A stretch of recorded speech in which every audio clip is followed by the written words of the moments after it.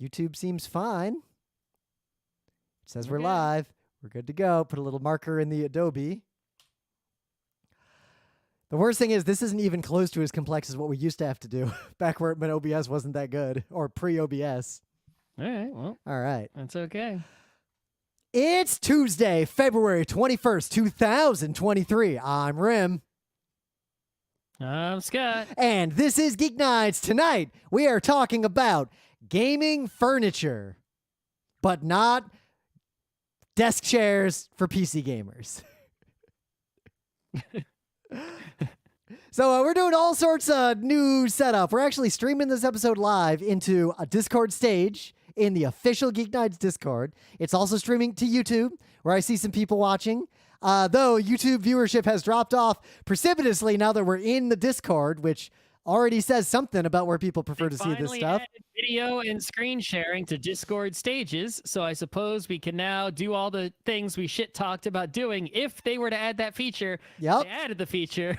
We might have to shit talk. We both got into, and I'm assuming a lot of people got into it, but the Adobe Podcasts, like alpha, I guess, maybe beta, early access. It's a beta. They said it's beta. They said it's beta. There's not a lot in there yet compared to what they said this thing's going to do. But there's not a lot in there, but it seems to have everything you need. It lets you record a podcast. Yep. It dramatically improves the audio quality with minimal effort. Unless you're us, where it actually degrades the audio quality by a tiny bit.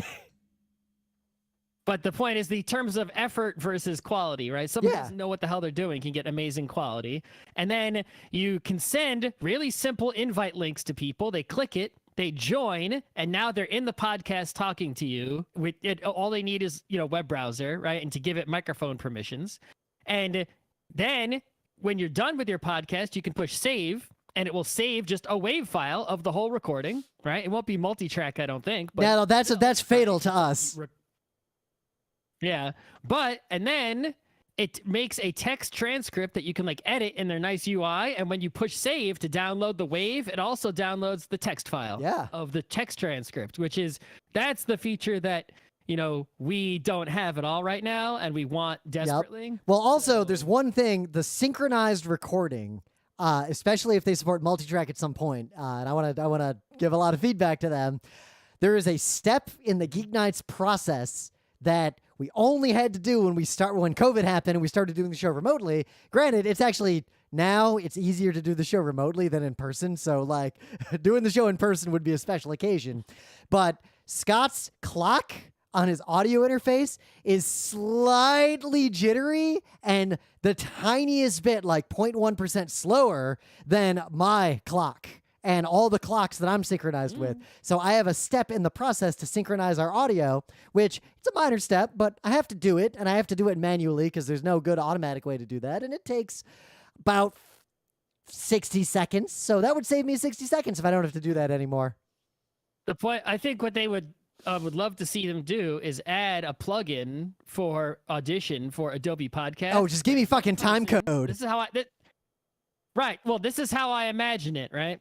One person opens Audition and they make a multi-track session and they send invite codes to people. And those people are using Adobe Podcast. They don't even know Audition is happening, right? But then each of those people shows up in the Audition on their own track, right? And then in the Audition, they make a new tab where the transcript is or some shit, right? And now everyone except the one producer person is just using Adobe Podcast on the web like normal. But the one producer person has Audition open, everyone's on their own track, and you still get the transcript feature. And the recordings, all those people on their individual tracks are getting that, improved quality automatically from Adobe Podcast. And if they get to that point, I would say that would make Adobe Podcast it would become what Cool Edit was for the audio industry, for the modern podcasting industry. I think people would just ditch their pipelines for that. Yeah, I think even Pro Studios would ditch their pipelines. We could probably talk about this in some other episode, but I think it's really interesting what's happening in the podcasting landscape right now, where on the one hand, people who are trying to make money with podcasts, I think, are doing a little bit worse right now, especially the companies that went into podcasting, like Spotify and whatever, right? It's it's not making them that much money, but demand for podcasts is up, it seems. It is. From listeners. And I think podcasting But overall is a way sponsors- bigger space. Right. Sponsor money seems a bit down, and also professional podcast production quantity. It seems like there are less pro people making podcasts and less, amateur people like us making podcasts. Yep. I guess but demand for technically them we're is up, so professional. Maybe we can get some listeners. It's funny because I think back, I look at our old numbers relative to the podcasting space. There was an era where GeekNights was weird, like unduly big relative to the podcasting space, but then I think more a lot people of made those older podcasts. Numbers are also wrong. A Well, lot of those older numbers are wrong. I think there were podcatchers that were dodgy and were downloaded a bunch of times. Yeah, exactly. Those are wrong numbers. I Yep. think, Anyway. But News. well, there's one risky thing in the setup. I'll just tell you. I'm using a out of spec because it's so long USB-C cable to connect the audio interface. That is, PreSonus says, do not fucking use extenders. So far, it seems to be working fine, but I'm taking that risk. I tested this thoroughly, but this is the production test with the super long USB-C cable. Okay. So yeah, in the news. So in the news, there was a Nintendo Direct on February a while ago. Yeah. On a Tuesday episode. We did a Tuesday episode the day it was like right before it came out, so we speculated. Yeah. So anyway, what happened in that Nintendo Direct? Well, a bunch of stuff we don't really care about, right? Stuff we do care about, like the new Zelda game, but what are we going to say about it? It's Yep. like they The new had Advance Wars game. kind Guess of what Rim's going to or play something. again? Like, Yeah, it's like it was already announced, but now they got a firm date. It's definitely coming. The biggest news was that they done the obvious thing that they should have did a long time ago, which is that they added Game Boy Color, Game Boy Advance games to the Nintendo Online emulator, right? So if you have a Switch and you pay for Nintendo Online, then for free, you can play a selection of Game Boy Advance, Game Boy Color games on your Switch in what's basically an emulator.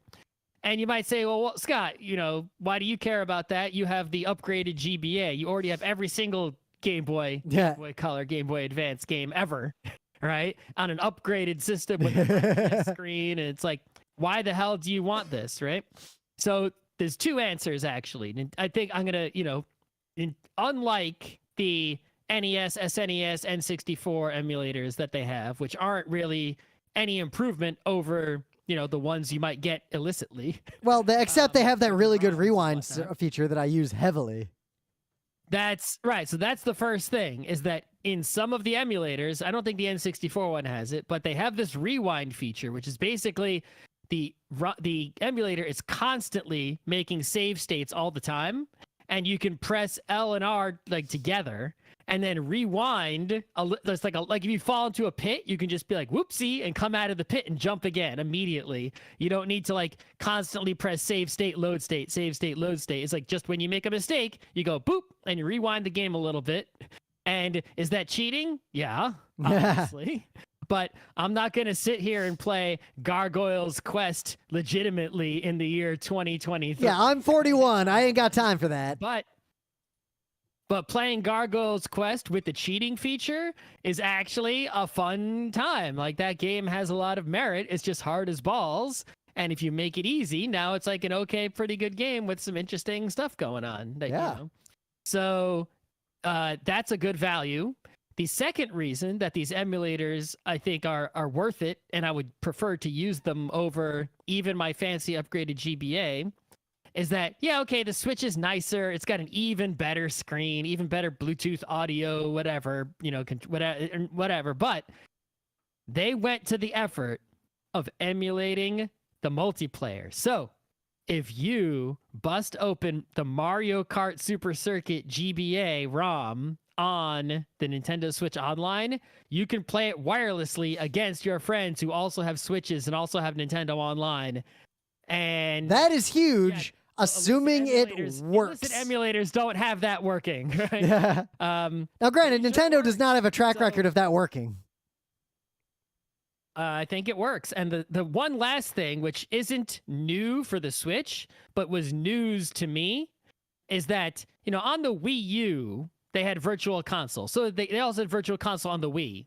But in the Wii U, the Virtual Console did include some GBA games and such. Because the Wii U was kind of like a portable deal, almost like the Switch, right? And one of the games they released on the Wii U Virtual Console was Mario Advance 4, which is just a re-release of Mario 3 with different graphics, basically, but not quite the same as Mario All-Stars. And it's like, well, why do you care about a re-release of Mario 3? You could just play Mario 3. And Mario 3 NES version is already in the Switch Online emulator. It's because I didn't know until like a couple days ago that Mario Advance 4 remake of Mario 3 for the GBA had an e-reader feature in which there were many, many levels, like a whole bunch of levels that you could only get if you had an e-reader and you had the cards, and a lot of those cards were Japan only. So there's a whole bunch of Mario levels that I never knew existed that are official from Nintendo levels. I learned about this looking at that conversation. Yeah, the only way to play them until recently was to get a GBA, an e-reader, and those cards or replicas of those cards. When they released the game for the Virtual Console on the Wii U, which nobody had, they included all of those levels, all of them, even the ultra rare Cocoa Bean ones. And in the release on the Switch, I confirmed it, I played them myself, the levels are there. So if you want to play these Mario levels that have basically been inaccessible to most people, right, in the US especially, open up Mario Advance 4, remake of Mario 3 in the GBA emulator on Nintendo Online on your Switch. And when you go to make a new game, it's going to be like file 1, file 2, file 3, and there's going to be like another option that says something else, like something else levels, and you click on that. It's like load from card something. Mario. Yeah, card level or something. I don't know, but level card maybe. It takes you to another overworld map that's not the normal one, where you can choose between Mario and Luigi and pick any of these e-reader levels and just play them. So I plan to play all those levels. Last thing I'll point out, of all the games in there, if you are younger than us, you may have never encountered or thought about the Super Mario Land games, but Super Mario Land 2 is like a top-tier Game Boy Mario that is overlooked by a lot of people. Yeah. It is not a full Wario game, but it is the first step toward Wario-like games, and Wario makes his appearance there. It's interesting that they put out Wario 3, but not Wario 2. Right? They got to be coming out with Wario 2 and 4 soon. Yeah. Imagine that, right? Yeah, Wario games. They also have Mario Super Circuit. Yeah.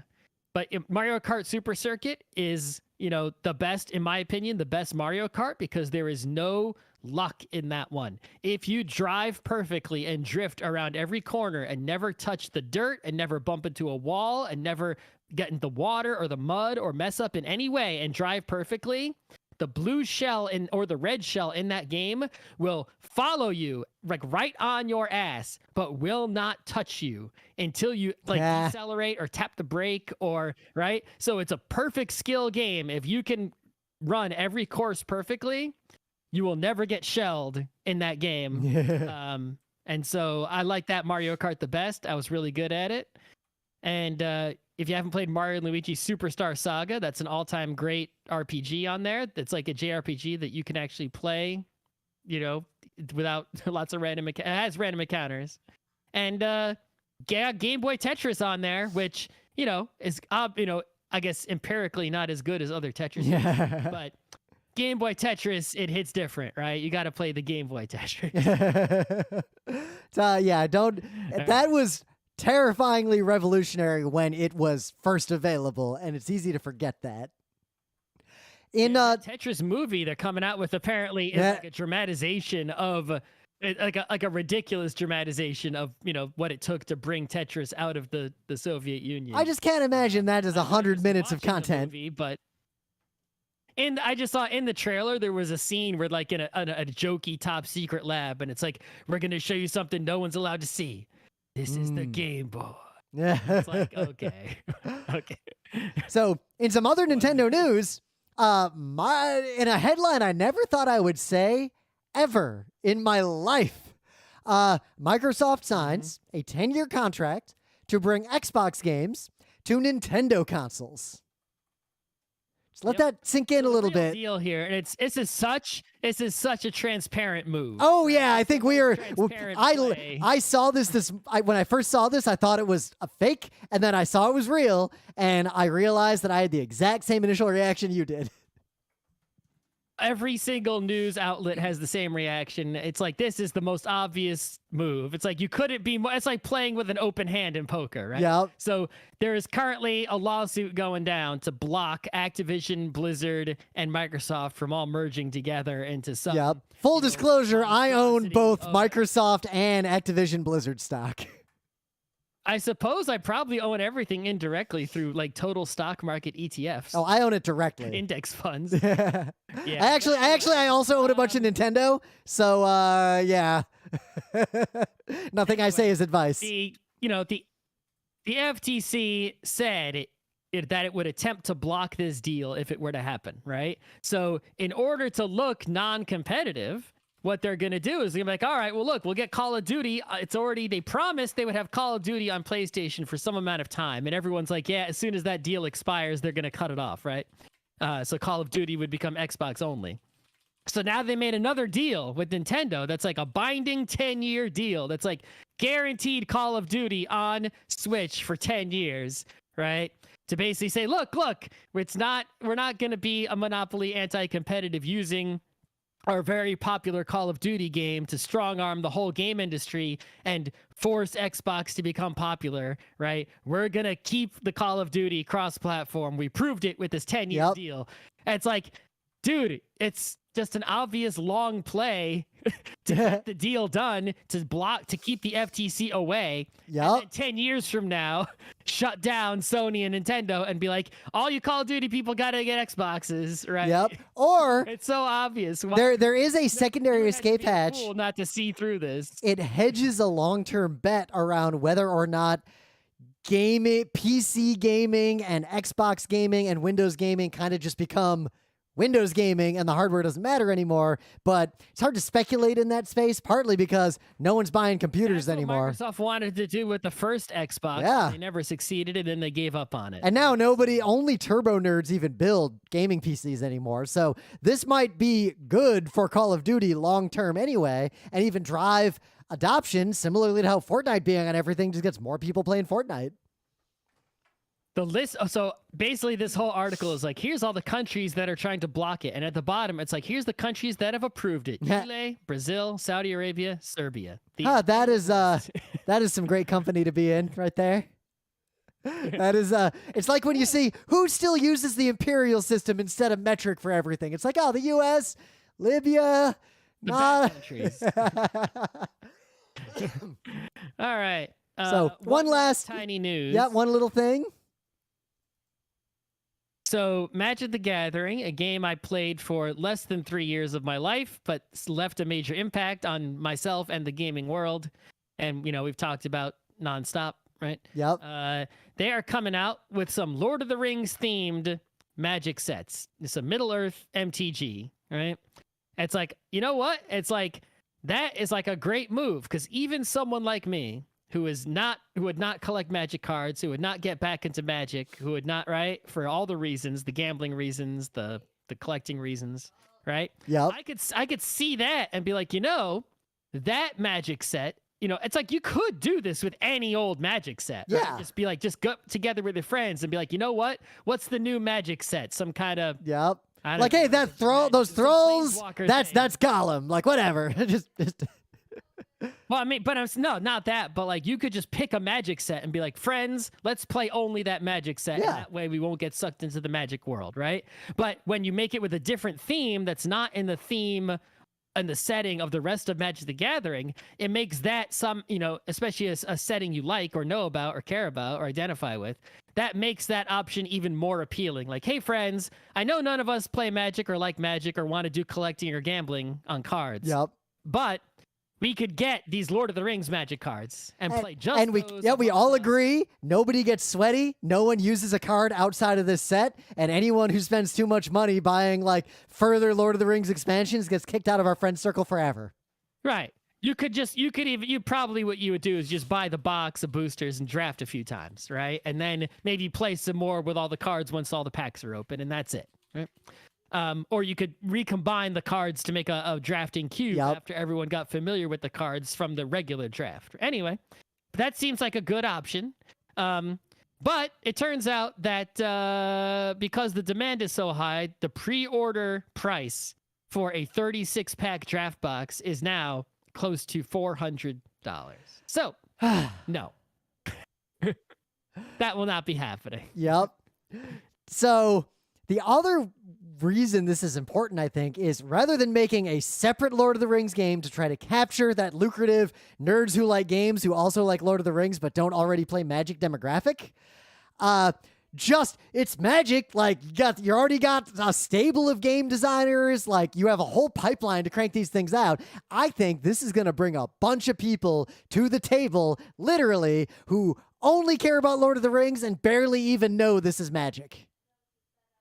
I don't know. They had Transformers Magic cards, and I don't know how well those did or anything. I feel like the Transformers... They definitely have decided to go all in with the intellectual... because it used to be that, Magic the intellectual property was Magic itself. Yep. And then any other intellectual property was a different game or a different company entirely, right? And now it seems like finally, after 20, 30 years, right, of Magic, there's been a cave-in where it's like everything except Pokemon, basically, is going to be like, fine, fuck it, we'll just put all the intellectual properties on Magic cards. Magic will be the only CCG, and... right, we'll just be like, all right, fine. And now people are going to show up to play Magic the Gathering, and they're going to be like, fucking, I put down a forest, and I summon Optimus Prime, and Gollum, and, my Rainbow Dash, and fucking Mr. Monopoly, and, Gundam. Not a Gundam, probably, but, everything that's not... intellectual properties... Any IP that's not owned by a Japanese company that's trying to make its own much less lucrative deals in similar card games. Or basically anything that's not Disney and anything that's not, some Japanese CCG already, right? A G.I. Joe, a Ghostbusters, a Ninja Turtle, right? A Street Fighter, all that kind of stuff is going to be some, the only thing so far that I know about are the Transformers and the Lord of the Rings, but you have to imagine... everything else that is going to end up on a Magic card. Yep. I feel like this is going to be very lucrative, especially based on that initial demand. Yeah, I think so too. I'll leave out that Wall Street thing for another time. How long it can be lucrative for, especially if they add this to the MTG Online. I thought Magic was going to die after they released Fallen Empires because it felt like they were making expansions too quickly and they were diluting the card pool and tournaments were getting weird and yeah. Middle School Rim was the wrongest he could have possibly been about how good Magic was doing. Yep. All right.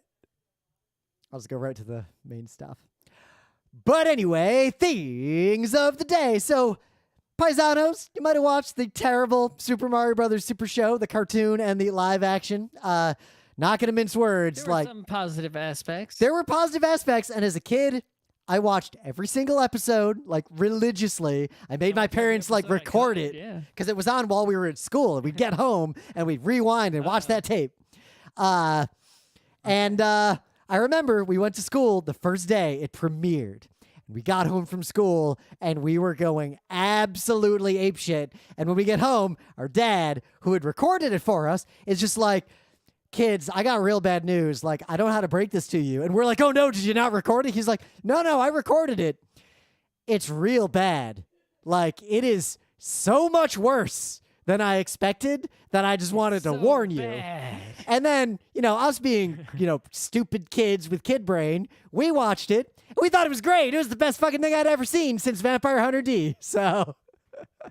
kid brain works. There were definitely some things that my parents thought were not good, right? And he just thought it was badly done. It was lazy and derivative and the voice acting was bad. My dad had opinions. But my parents also, they had opinions. They were like, oh, that cartoon is no good. That cartoon is, is funny, whatever, right?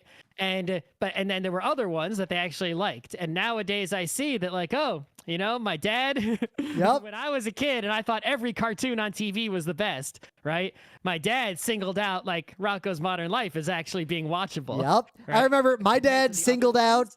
of all that anime I was watching. He was like, Tenchi Muyo is way better than that Sailor whatever you were watching before. And my mom was deep And it's into like, ultra violent anime. Nowadays, I realize it's like, yeah, they had the correct taste, right? It's better than the other cartoons. I mean, kid brain just. But anyway. Kid brain has a serotonin hole, and you just cram stuff into that hole. Doesn't matter what it is. Yeah. Anyway, what's your actual thing of the day? So my thing of the day is a YouTube video I bumped into that is the entirety of the first season of this show, both the live action and the animated segments, including the Zelda segments from 1989, in one long 9-hour video, just back to back with no commercials. It's like those day killer tapes of The Simpsons we used to watch at I RIT. remember this thing just being easily available on DVD, though. Right? It is. I have hard to some. get. Hey, you want some DVDs? I got them. No.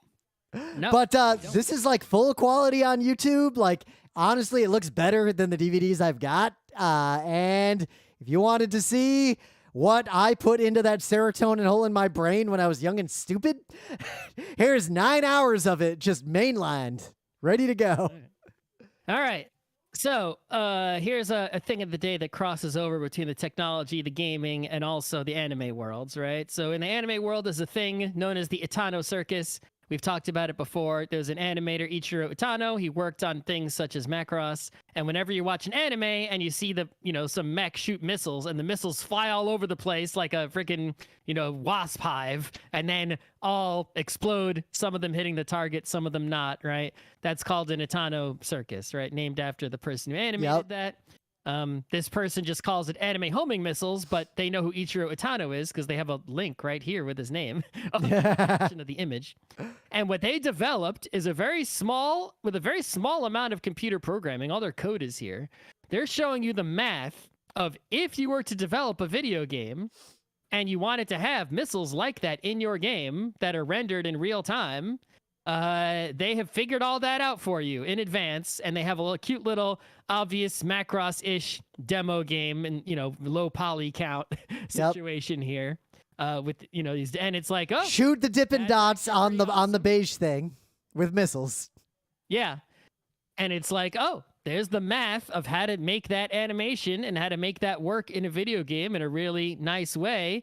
If you're out there making a little video game and you want to include this effect, here's how to do it. Yeah. And without having to, do it the way Itano did it, where he animated each frame by hand on cells. You can just have a computer draw it for you. It's good stuff. In the meta moment, the GeekNights Book Club book was A Leaf the Unseen. We read it. The episode is out. The upcoming current GeekNights Book Club book, which I have purchased, but I have not started reading yet, is Simon Rushdi's The Satanic Verses. Deeply relevant to pretty much everything that's been going on in the world for the past ever. So several decades. At least it was either this or Foucault's Pendulum. I gave those two choices. Scott chose The Satanic Verses. I would have been happy with either. I don't know how to pronounce. You say Foucault? I don't Foucault. It's Foucault. Are you sure it's Foucault? I am 100% sure are you? I am 100% sure. Okay. You could be right because I have no idea. C'est français. Also, Geek Nights will be live on Thursday, March 23rd at 2:30 p.m. Eastern Time in the Bumblebee Theater at PAX East with a panel that is brand new to anyone who didn't go to one MagFest and go to one room at one particular time where we did an early trial version of this panel and never did it again anywhere and never uploaded it to YouTube. Partly because we didn't record it fully. I just recorded the slides and the audio just to workshop. We never made a. I have a bunch of friends going to PAX East. I'm going to bring all kinds of video equipment there, and we'll probably spend most of our time doing that instead of playing board games. We'll be there Thursday and Friday, and not Saturday and Sunday. We're not enforcing. We're just going to be there doing this panel. The listener in the chat has informed me that on the MagFest channel, the MagFest YouTube channel, you might be able to find it. Oh, I will find that later and post a link to it. That's nice. In a last meta moment, I have made significant progress on the Geek Nights website. We are now in the process of linking the few remaining basically episodes to the forum threads that go with those episodes if I was not able to do it automatically, and if those episodes actually still have forum threads, because a lot of the old ones just don't have a forum thread to go with them. So once we fill out these numbers in this spreadsheet, then the data transferring ETL part will be like basically complete. And then we can move on to like just getting like basically some remaining features just so that we have feature parity with the current website. And then we just got to get the front end polished up and finished. I don't know if the person I was working with will come back or not. We might have to get some help from someone else. We don't know. And then we can launch the new website, and then we can work on adding new features that don't exist on the current website to the new website. Possibly including things like... as a continuing process. Yeah, things like transcripts, because Adobe Podcast might help us with that. There's going to be a lot coming out. GeekNights the existing website does have an unused transcript feature. True. It was used for a brief time. I paid for a few transcripts at one point. Yeah. But yeah. So I should also mention that, if you already follow us on Twitter, you've probably seen this, but because of the changes at the tweet company, we are no longer and never will again automatically post, at least unless there are big changes. Right? Like there could always be some sort of delicious like revival of Twitter where I mean, I did not delete my Twitter account. And I just went private with it. No. But the point is, for the foreseeable future, we will no longer automatically be tweeting links to new episodes when they come out. And I'm not going to do that manually either, because that's a fucking pain in the ass. So if you want to find out when there are new Geek Nights episodes, you must find another avenue. RSS, I would suggest, is the best one. Maybe someday we'll like post to a Mastodon or something, like post it in a bunch of places. Website, when we get to the phase of adding new features to it, there will be many features like that. Definitely, that is on the board. Who knows? Maybe I'll run a Mastodon instance for the Geek Nights listener to use. But that's on me, and I'm going to say right now, the odds of that one, it would be on me personally, and two, the odds of that, while not zero, are not super high. I am running my own Mastodon instance for me. It works, but I do not envision caring enough to administer it for anyone other than me. I have plans of running something else. Anyway, let's talk about the gaming furniture that is not gaming chairs. So way back, and I got a lot to say about this topic because there's a lot of different kinds of gaming furnitures, some of which you all, the listener, might not be thinking about. But I remember we went to the first PAX that we'd ever been to in 2008. And we saw, was it at that PAX or the next one? One of those two PAXs. It was either at 2008 or 2009. I don't remember which one. It was one of the two. Back then, they let special guests, which we were, they gave us a perk that they just kind of got rid of like about 8 years ago. And that perk was they would let us into the expo hall on one of the days of PAX an hour before the sweaty masses were let in, so we could just walk around and talk to everyone and see everything. And we availed ourselves of that. Nowadays, the only people who get into the expo hall early for the past many years, right, like decade plus, since they changed that policy, are obviously exhibitors who need to go in there. Right? The enforcers who actually work in there and need to be in there. And only while they need to be in there.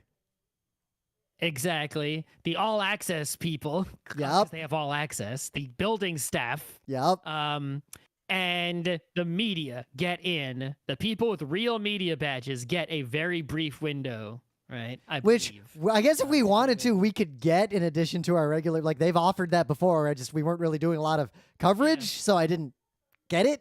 There is we could talk about the much controversy of media people getting special privileges after that time period has closed. That's up to individual booths, and that's not a PAX policy. So we're walking around in there, and we saw something that, at least at the time, never seen before. Late 2000s Rim Scott brains immediately coveted, just because it felt like it would solve a lot of problems in our lives, and it just felt like a really cool thing.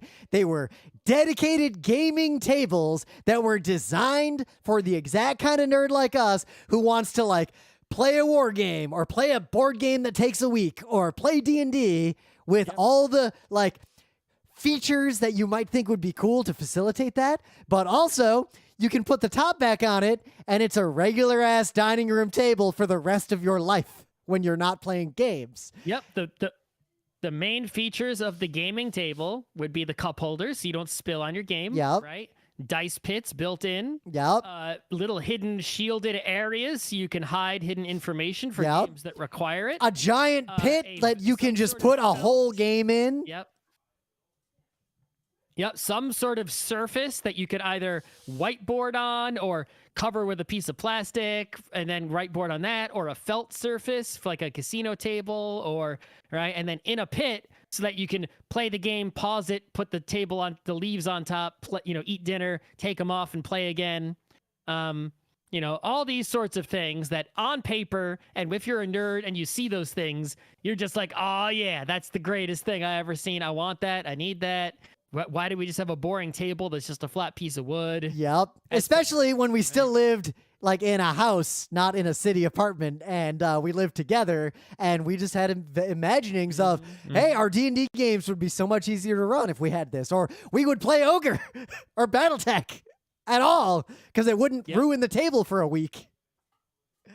And of course, we never got one. It is possible that, it is possible that there is someone out there for whom the gaming table is not merely aspirational. And when I talk about aspirational, I don't mean obtaining the table is aspirational. Plenty of people have these tables. Yeah. It's using the table as it was, imagined, right? Who out there has a gaming table and actually has a constant war game going on inside of it, right? I imagine, I don't have numbers on this, but I'm guessing a very small percentage of people who have gaming tables actually have a game hidden in there going on, right? At any amount of the time, right? Who actually is like, how much is the cup holder really improving your experience, and versus... Especially if 90% of the people who buy these tables are just playing D&D anyway, what have you got to hide? A character sheet.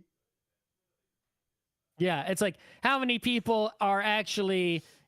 hiding the GM stuff in a special area, and it's that much better and cooler than if they just had a GM screen. Or what most game masters I know have these days, just a laptop that they're sitting in front of. Yeah, exactly. It's like, the added expense of the gaming table, right? Is it really worth it? In my opinion, no. I would say right? The concept would be worth it if you live that lifestyle and you're not lying about living that lifestyle. You are actually living that lifestyle. Like you set up a war game. Very good. I think it's also very good for a gaming store to have, right? Oh, yeah. If you have a gaming store, many people will be playing D&D and what other games on the table daily, nightly, several times a day, right? And that, can make your store a place more appealing for people to come play rather than at home. And there's a lot of value in that. If I had a gaming store, I would have all gaming tables, right? All over the place. Just not, I would get custom special ones to fit my store perfectly. But now, the other person at home, unless you're wealthy or whatever, it's like, really? Or playing that many games for real?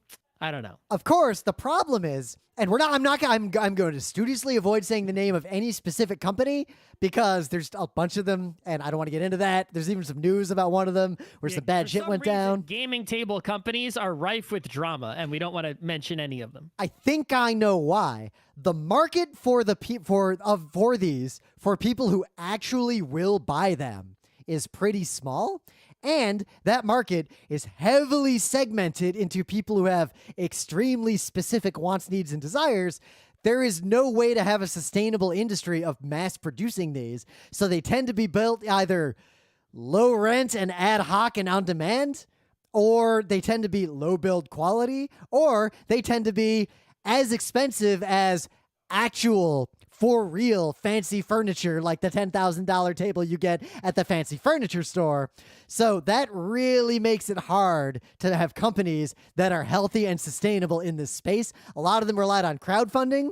A lot of them came up after these were a thing, and then people weren't happy with them, and then a bunch of them collapsed. There's been a big like repeating boom and bust cycle of crowdfunding this A lot stuff. of companies have had like slow deliveries because they can't churn them out that quickly. Yep. Or they deliver tables that suck, and then they go out of business, and you got a bunch of nerds who have tables that like break and can't be repaired because they were made with substandard products.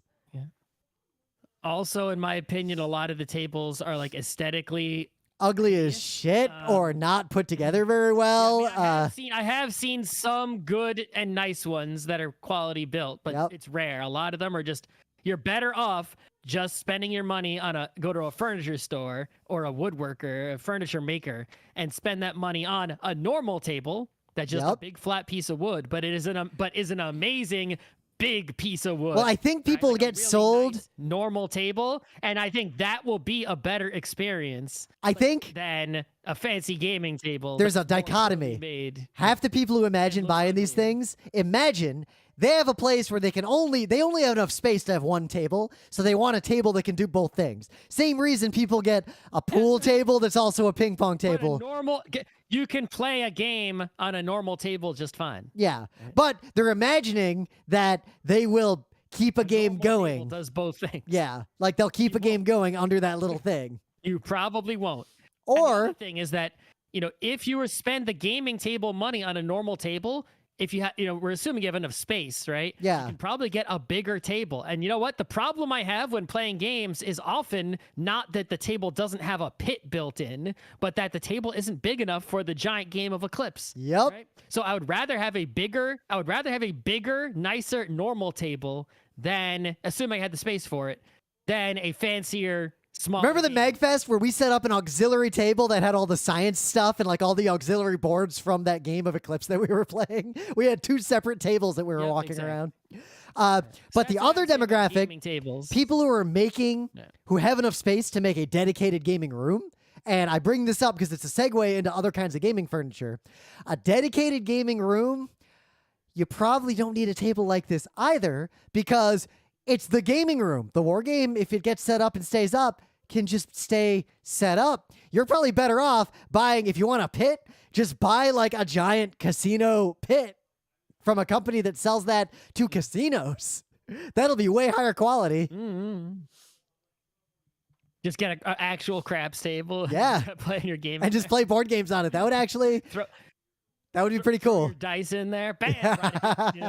So you gotta also hire a dealer with a crop who can grab the dice for you and pull them back over. I want to talk about together kinds of gaming furniture and furniture adjacent things that really only make sense in a dedicated gaming room, like the whiteboard on the wall, just for gaming. The pull-down screen for projecting your stuff. The TV mounted on the wall that's dedicated to gaming.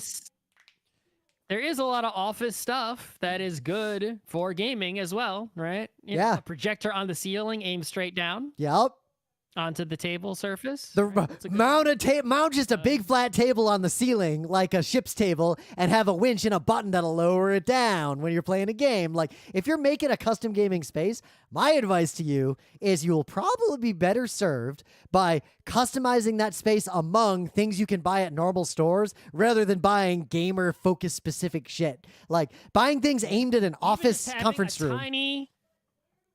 Just a tiny, crappy display up somewhere. It's like, that's a scoreboard. That's a timer everyone can see. Yep. Right? That's a place to look at for the tournament bracket. It's like, that's a really, that can really enhance a gaming day a lot more than, a table that's different. Like, like a rumpus room that has the dartboard and the pool table, and it has like the chalkboard kind of thing that's generically designed to be the scoreboard. Just make something like that, but bigger. Holy crap, will that change your life more than a like $8,000 poorly built gaming table? Yeah. The seating furniture is interesting because for tabletop games, they just have to be the right height and be comfortable. Like, never buy a chair that's aimed at gamers. They are almost always a ripoff, just across the board. Yeah. That's why we're not talking about chairs in this episode. Yep. But yeah, if you're going for the long game sessions, right, you might want to opt for more comfier chairs. But if it's a shorter one, it's like, you got folding chairs at a convention, and like they're not a problem. Yeah. Or if they are a problem, I have that. I have my premium butt pad that I have brought to PAXs before, and I've sat on in tabletop on the folding chair, and it was great.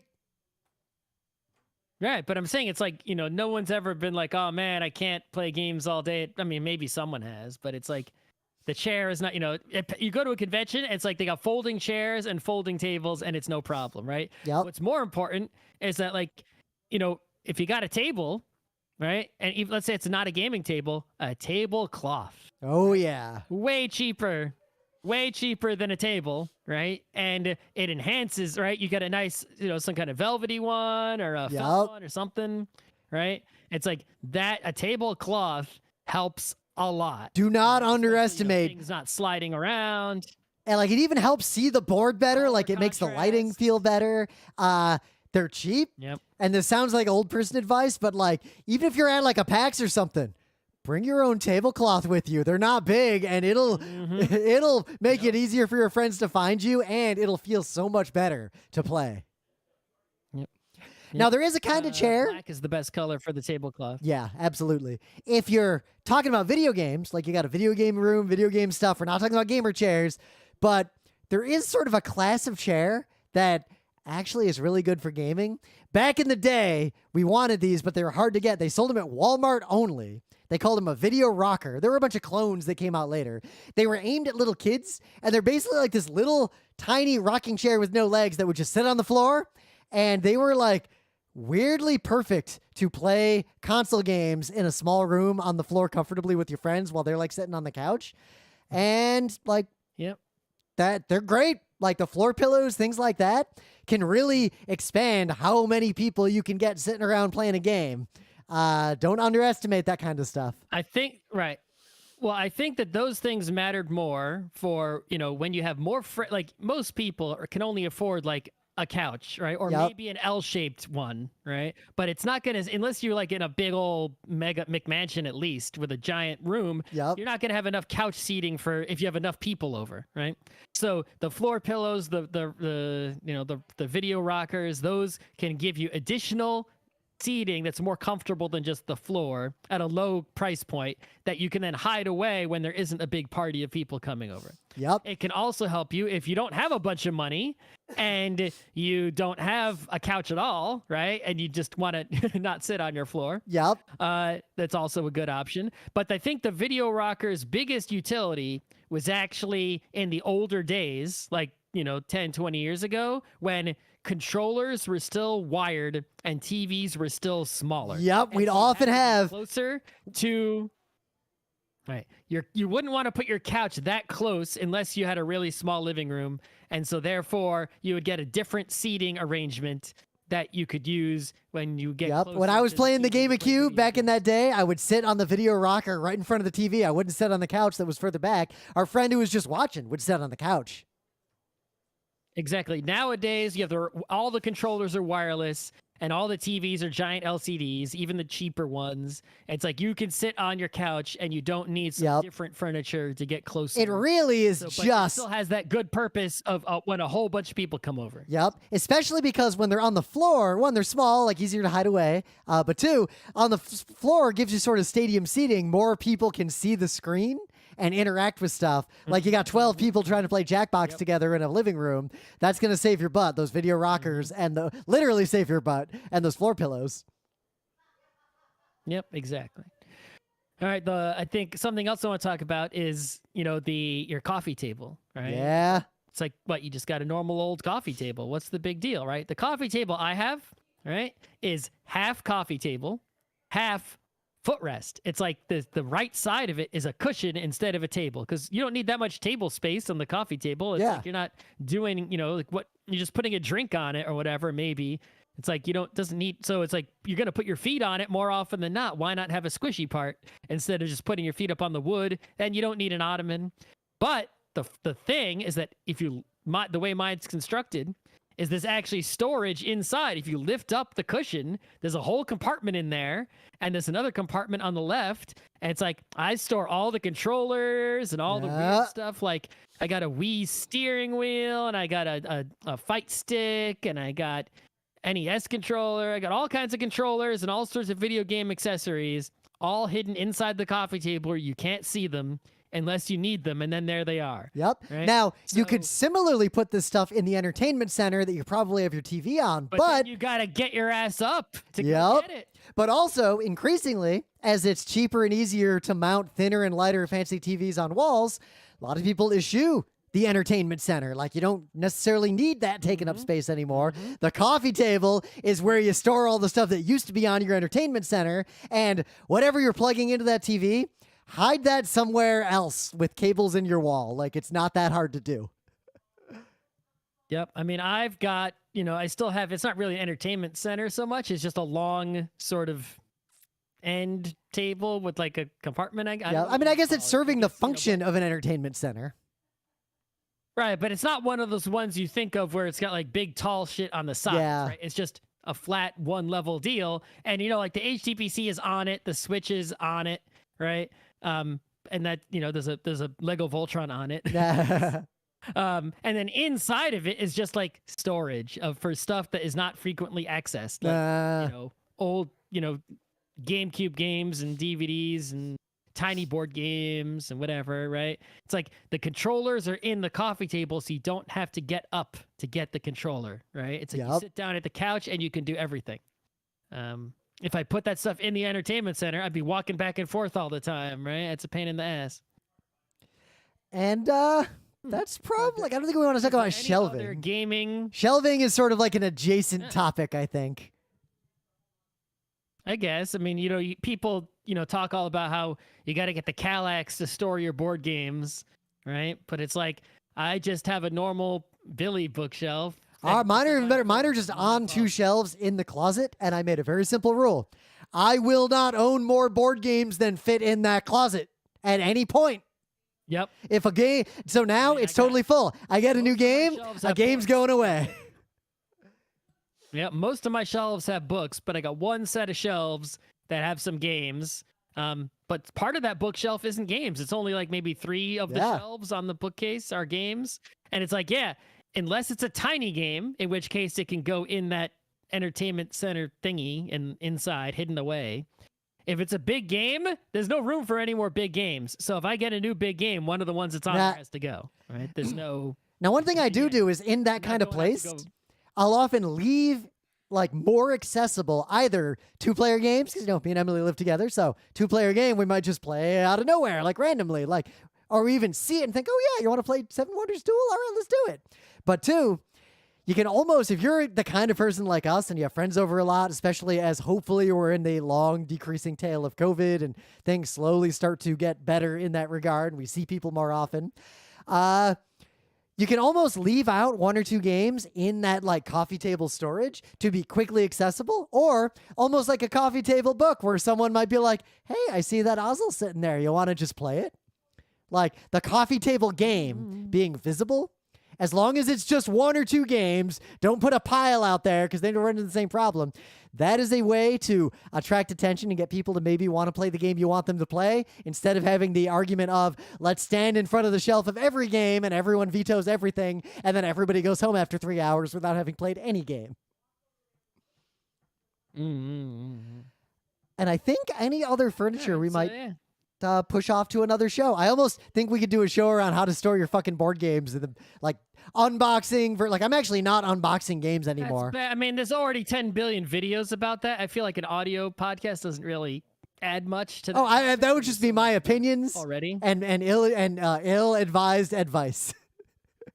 That's all I got to bring to the table. I think you would get that advice might be better coming from someone who does have a shit ton of games and doesn't constantly get rid of them. Well, because my advice would be, don't have that many games. If you have that many games, you should have a game storage room. Yep. Yeah. Like, do you really need... In general, I think, do you really need what? Oh, no, I've noticed using this new Discord, there is more delay on your audio coming to me than with the other Discord. Because the bandwidth is lower, I think that's playing a factor here. Because we're interrupting each other a lot more. Because we didn't boost. Maybe because we didn't. I'd already had a conversation with the listener in the YouTube channel, which has more viewers now than the stage, as people have moved over there because the audio quality is better. Oh, interesting. Yeah. Well, I guess the advantage of the Discord stage is that one day maybe we'd let someone else talk. I might just take some Patreon money and buy enough boosts to fully maximize whatever we need to maximize on the Geek Nights server. Like, that feels like a good use of Patreon money. One level of boost. Yeah, but I'm using my boost. I think I threw one boost there, but all my boosts that I have are going at our own private server because I use that one a lot. But anyway, I think the final word on the gaming furniture is that really the best gaming furniture is really good normal furniture. Yes. Right? The specialized gaming furniture is a couch from a good company. Even for gamers. Yeah, a couch that is well designed and a table that is well designed from actual furniture companies, 90% of the time are just going to be better for the same number of dollars you spend than any gaming specific thing across the board in every domain. Anything marketed to gamers is usually a ripoff, unless it's a game. And even then, most games are ripoffs, but that's a separate conversation. Yep. So I would avoid the gaming stuff unless you have the specialized use case, like I said, gaming store. Yep. The end. All right, now I got to